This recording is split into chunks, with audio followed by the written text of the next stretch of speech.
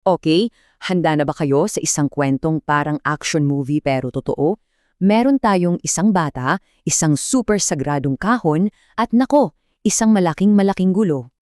Isipin niyo yon ha. Paano kung yung pinakaimportanteng yaman ng bansa nyo bigla na lang mawala at napunta pa sa pinakamatindi niyong kalaban?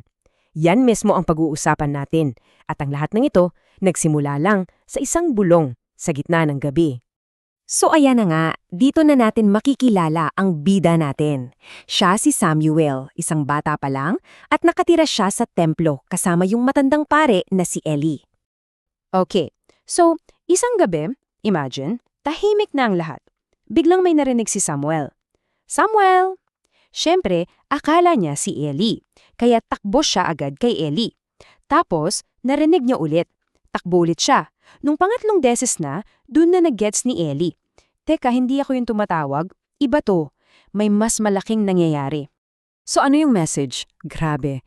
Isang sobrang seryosong babala para sa pamilya ni Eli. Sa sobrang tindi ng mensahe, sinabi pa nga na magtiting daw o parang kikilabutan ang tenga ng lahat ng makakarinig nito. Ganun siya ka-intense. Okay, fast forward tayo. Ngayon, dito naman magkakaroon ng epic fail yung mga Israelita. Kasi naman, sumabak sila sa giyera laban sa mga Pilisteo, pero yung isang crucial step, kinalimutan nila ang humingi muna ng tulong sa Diyos. At anong resulta? Ayun, talo, bagsak, 4,000 agad ang namatay. Pero, imbes na mag-isip sila at magtanong, teka, saan ba tayo nagkamali? Hindi eh. May naisip silang, isang napakasamang ideya. At ano tong genius plan nila? Simple lang daw. Kunin yung kaban ng tipan, yung sagradong kahon, at dalhin sa gitna ng laban. Parang gagawin nilang lucky charm. Alam nyo, parang nagdala ka ng kodigo sa exam pero di mo naman ginamit. Akala nila, basta nandun yung kahon, panalo na sila. So nung dumating yung kaban, ang gulo ng reaksyon. Yung mga Israelita, sigawan sa tuwa, yes, panalo na tayo. Yung mga Pilisteo naman, takot na takot, akala nila, naku, andyan na yung mga Diyos nila.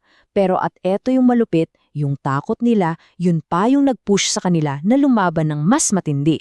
At ang naging resulta ng kanilang Lucky Charm strategy?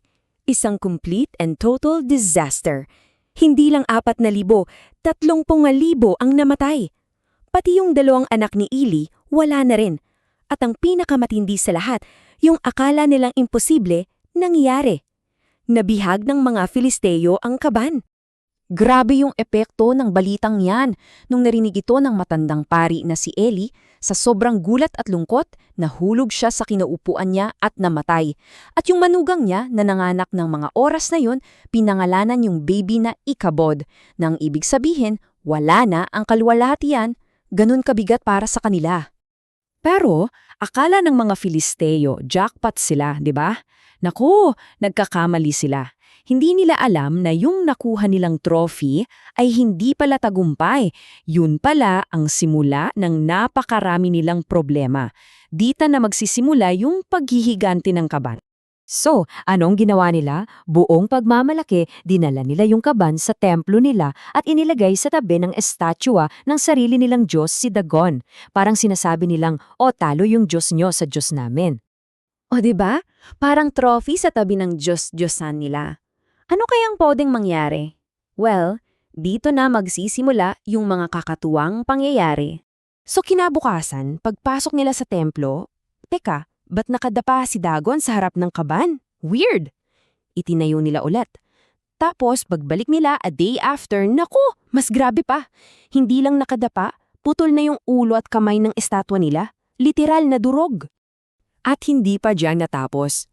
Para bang may sumpa yung kaban. Dinala nila sa Ashdod, nagkaroon ng malubhang sakit yung mga tao. Dinala nila sa Gath, sumunod yung salot. Pagdating sa Ekron, nagsisigawan na yung mga tao sa takot. At para kompleto na yung nightmare, nagkaroon pa ng salot ng mga daga na sumira sa lahat ng pananim nila. So, 7 buwan.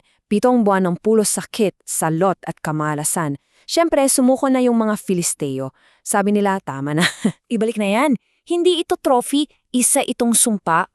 Pero, paano mo ibabalik? ang isang bagay na sobrang makapangyarihan at parang galit sa'yo.